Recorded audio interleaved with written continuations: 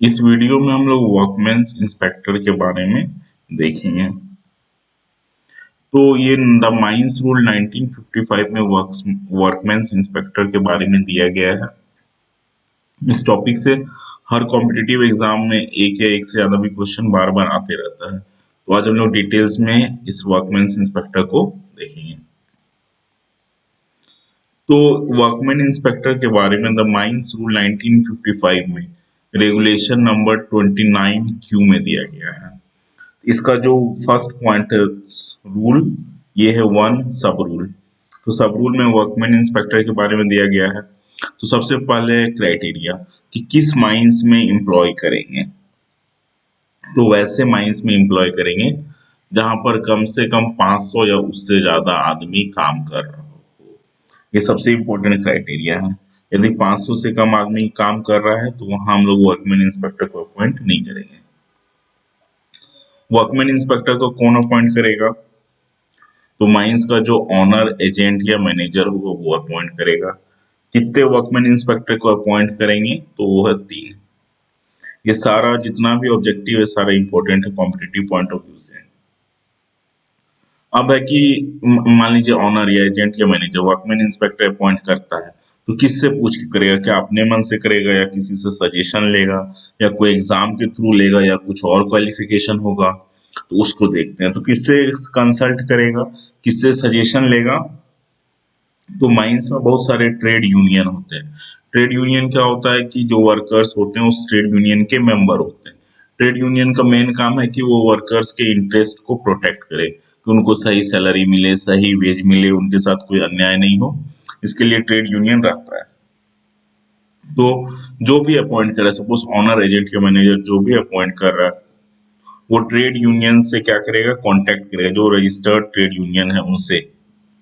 और मान लीजिए किसी एक माइंस है तो उसके जो लोग हैं, जो वर्कर्स हैं, वो एक से ज्यादा ट्रेड यूनियन के मेंबर हैं। तो वैसे केस में वैसे ट्रेड यूनियन का नॉमिनेशन को मानेगा जिसमें कि सबसे ज्यादा मेंबर हो। कहने का अर्थ है कि मान लीजिए ये ट्रेड यूनियन ए है, ये ट्रेड यूनियन बी है। सपोज ये कोई एक्स वाई जेड माइन है, माइन का नाम है एक्स वाई जेड माइन। तो अब इस माइंस में एक ही अगर ट्रेड यूनियन रहता तो ए वाले ही नॉमिनेट करते, हाँ हाँ इस व्यक्ति को रख लीजिए, तो मैनेजर उसको अपॉइंट कर लेता राइटिंग में। सपोज 2 ट्रेड यूनियन है, ए और बी है। तो मान लीजिए ए का 200 आदमी है जो कि ए ट्रेड यूनियन से जुड़ा हुआ है और 400 आदमी बी ट्रेड यूनियन से जुड़ा हुआ है। तो बी में ज्यादा वर्कर्स जुड़े हुए हैं, इनका जो है मेंबरशिप बी का ज्यादा है, तो हम लोग क्या करेंगे? फिर बी से कंसल्ट करेंगे। क्लियर है? जहां एक ही ट्रेड यूनियन है तो वहां सिर्फ उसी का बात मानेंगे, और एक से अगर ज्यादा है तो उस ट्रेड यूनियन से हम कंसल्ट करेंगे जिसमें मेंबर्स ज्यादा हैं। यदि मान लीजिए कोई ट्रेड यूनियन उस माइंस में है ही नहीं, तो फिर क्या करेंगे कि वर्कर्स खुद ही एक वर्कमैन इंस्पेक्टर को क्या करेंगे? अपने बीच में ही बोलेंगे कि हाँ इस उसको नॉमिनेट करेंगे। नॉमिनेट बोलेंगे, हाँ हम लोग के बीच में से इसको बनाया जाए वर्कमैन इंस्पेक्टर। क्लियर है यहाँ तक? तो फिर से एक बार समराइज करते हैं। किस माइंस में बनाएंगे वहां कम से कम 500 व्यक्ति काम करना चाहिए या उससे ज्यादा करना चाहिए। कितना बनाएंगे? तो 3 वर्कमैन इंस्पेक्टर बनाते हैं। कौन अपॉइंट करता है वर्कमैन इंस्पेक्टर को? तो माइंस का ऑनर, एजेंट या मैनेजर। किससे कंसल्ट करके? तो ट्रेड यूनियन, जो रजिस्टर्ड ट्रेड यूनियन है उस माइंस में, उससे कंसल्ट करके। यदि एक से ज्यादा ट्रेड यूनियन है तो क्या करेंगे? 2 है, 3 है, तो वर्कर सबसे ज्यादा मेंबरशिप जिसके पास है, जिस ट्रेड यूनियन के पास है, उससे कंसल्ट करेंगे। मान लीजिए कोई ट्रेड यूनियन उस माइंस का है ही नहीं, तो किससे कंसल्ट करेंगे? तो वर्कर्स अपने आप अपने लोगों में से ही किसी एक को सजेस्ट करेंगे कि इसको बनाया जाए वर्कमैन इंस्पेक्टर। आगे देखते हैं वर्कमैन इंस्पेक्टर क्या काम करता है। तो act as technical experts to carry out inspection of the mine on behalf of the workers employed therein. तो जो वर्कमैन इंस्पेक्टर है वो टेक्निकल एक्सपर्ट के रूप में काम करते हैं। वो क्या करते हैं? माइंस का इंस्पेक्शन करते हैं कि पूरा माइंस ठीक है, कहीं कोई डेंजर है, कहीं कोई एक्सीडेंट होने का चांस है, यदि होने का चांस है तो वहाँ क्या रेक्टिफिकेशन किया जाना चाहिए। मतलब कि वो पूरे माइंस को ऊपर नीचे अंदर बाहर हर जगह इंस्पेक्शन करते हैं और उसका एक रिपोर्ट तैयार करके मैनेजर को सौंपते हैं, ताकि मैनेजर उसमें जो भी एक्शन नीडेड हो, जो भी एक्शन नीडेड से अर्थ है कि वहाँ जो भी चेंजेस करना हो या वहाँ एडिशनल सपोर्ट लगाना हो या कुछ भी और करना हो माइंस के सेफ्टी को लेकर के, वो मैनेजर करे, ताकि माइंस सेफली काम कर पाए। कितने वर्कमैन इंस्पेक्टर आते हैं किसी माइंस में? तो वो है 3।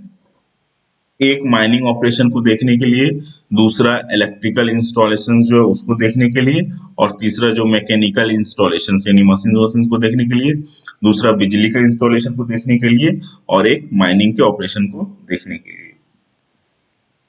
मान लीजिए किसी माइंस में 1500 से ज्यादा व्यक्ति काम कर रहा है, 1500 से ज्यादा लेबर काम कर रहे हैं, तो वर्कमैन इंस्पेक्टर 3 के जगह नहीं होगा, एक एक्स्ट्रा होगा, ठीक है।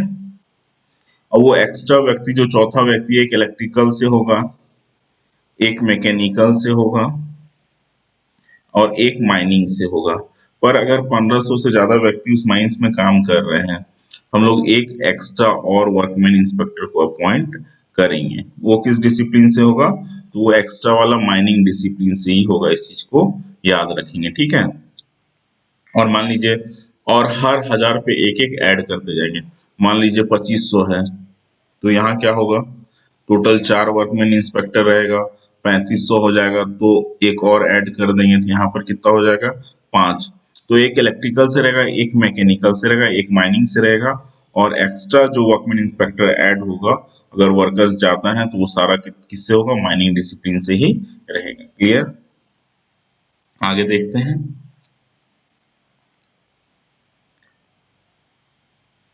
अब क्या है कि जैसे वर्कमैन इंस्पेक्टर का हम लोग सपोज 3 अपॉइंट किए, उस माइंस में कितना वर्कर काम कर रहे थे? सपोज 1000 वर्कर काम कर रहे थे, हम लोग 3 किए अपॉइंट, एक इलेक्ट्रिकल, एक मैकेनिकल, एक माइनिंग से। अब मान लीजिए कोई एक या कोई दो छुट्टी पे चला जा रहा है, 10 दिन के लिए, 20 दिन के लिए या 1 महीना के लिए, तो उस केस में वर्कमैन इंस्पेक्टर का काम कौन करेगा?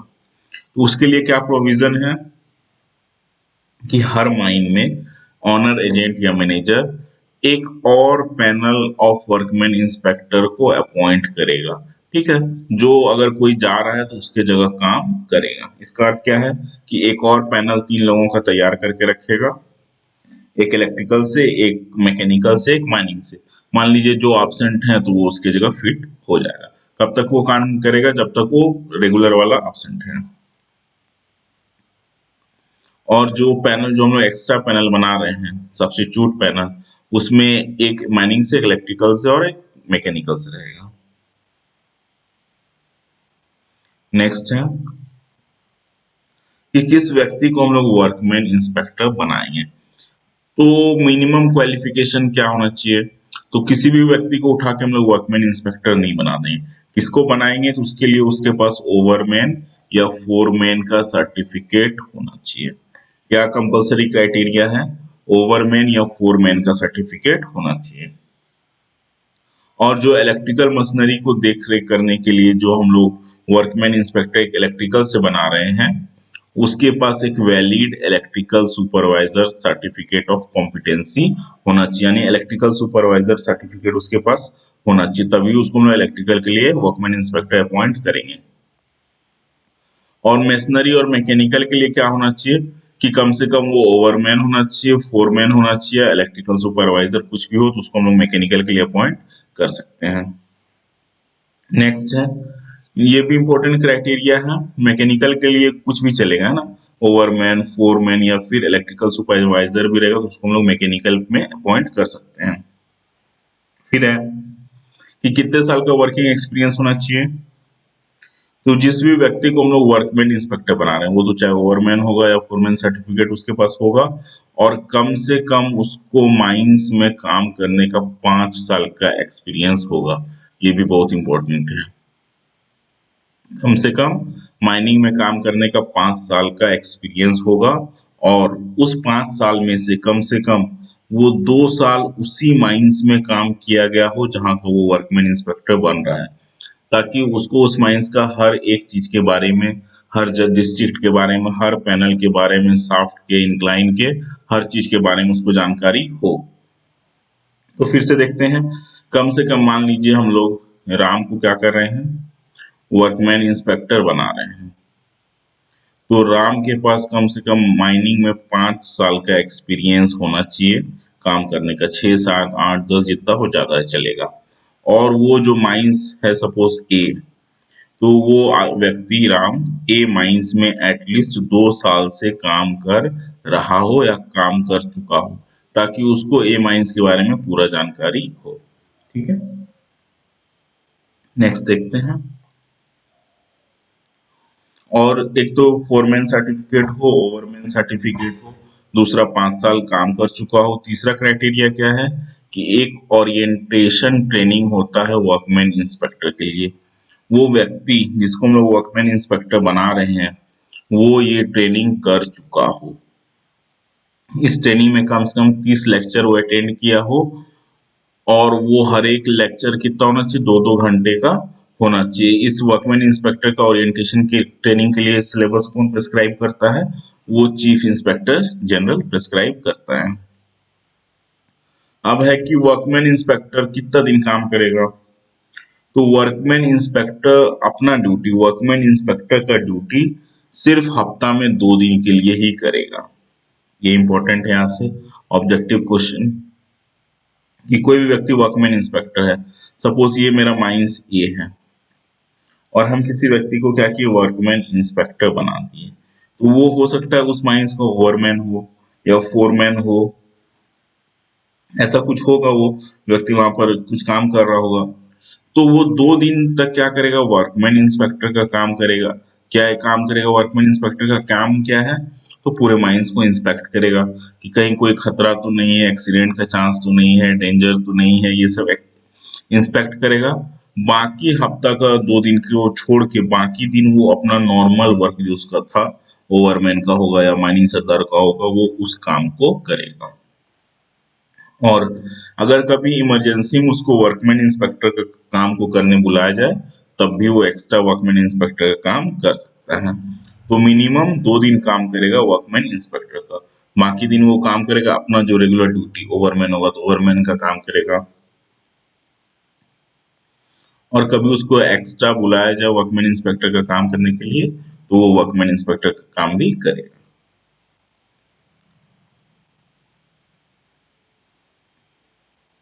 अब है कि वर्कमैन इंस्पेक्टर का काम क्या है, कि वो हर एक एंट्री, माइंस का एंट्री, शाफ्ट हो, इंक्लाइन हो, उसका इंस्पेक्शन करेगा, मेजरमेंट लेगा, एग्जामिनेशन ऑफ रूफ करेगा, इंक्वायरी करेगा कि कहीं कुछ एक्सीडेंट हुआ है, तो ये सब वर्कमैन इंस्पेक्टर का काम है।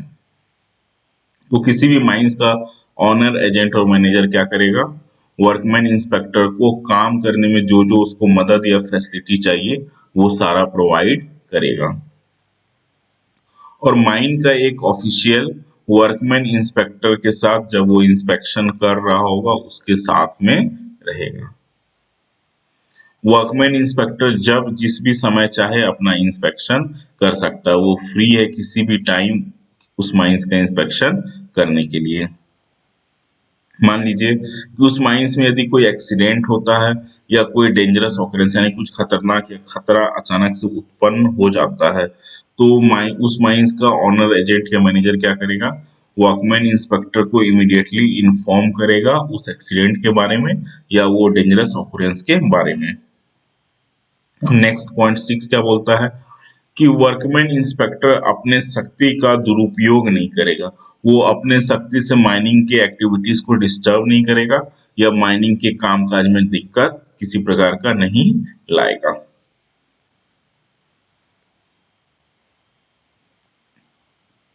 नेक्स्ट है कि a workman inspector nominated under sub rule 1 shall, unless he resigns from his office, hold office for a period of 3 years।